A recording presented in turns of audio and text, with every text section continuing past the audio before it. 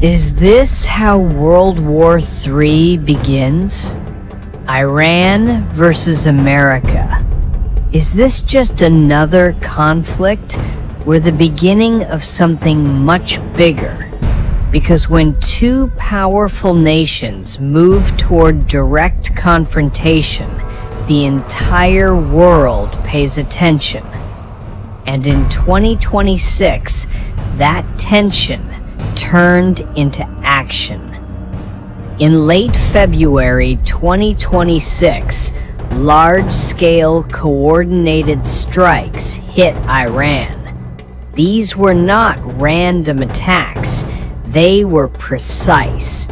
Military bases were hit, air defense systems were destroyed, missile infrastructure was targeted, and most importantly, leadership was targeted.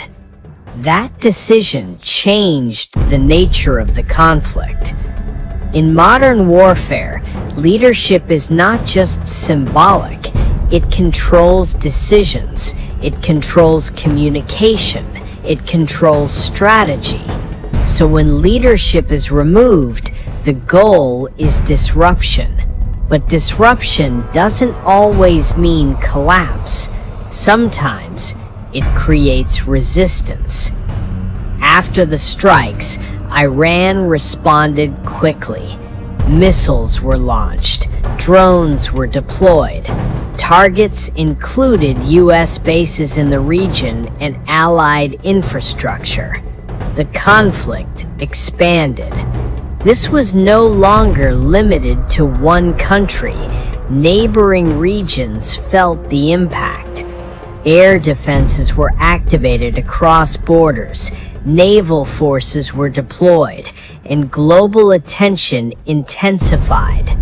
But the real pressure point wasn't just military, it was energy. Iran sits near the Strait of Hormuz, one of the most important oil routes in the world. A major portion of global oil passes through this area. When conflict escalates here, the entire world feels it. As tensions increased, shipping routes slowed down, supply became uncertain, oil prices started rising, and that triggered a global chain reaction. Fuel prices increased, transportation costs went up, goods became expensive, inflation spread. This is how a regional war becomes a global issue. People don't fear war itself, they fear escalation, because escalation means more countries joining, more alliances activating, more systems collapsing. That's how world wars begin, not instantly, but gradually. Right now, this is not World War III. It is a regional conflict, but with global consequences, and the risk still exists. There are key triggers that could change everything.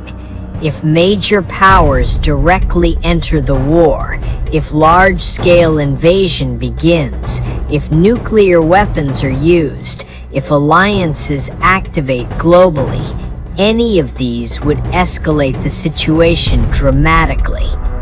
Modern conflicts are unpredictable because they involve technology, global systems, and multiple alliances. One decision can trigger a chain reaction, and that's what makes this situation dangerous. So is this the beginning of World War III? Not yet, but it shows how close the world can get, because global conflict doesn't start in one moment. It builds step by step, decision by decision. The next time you see fuel prices rising or breaking war news on your phone, understand these are signals of a much larger system reacting. If you want to understand what's really happening, not just headlines, click this video and watch subscribe for now. more.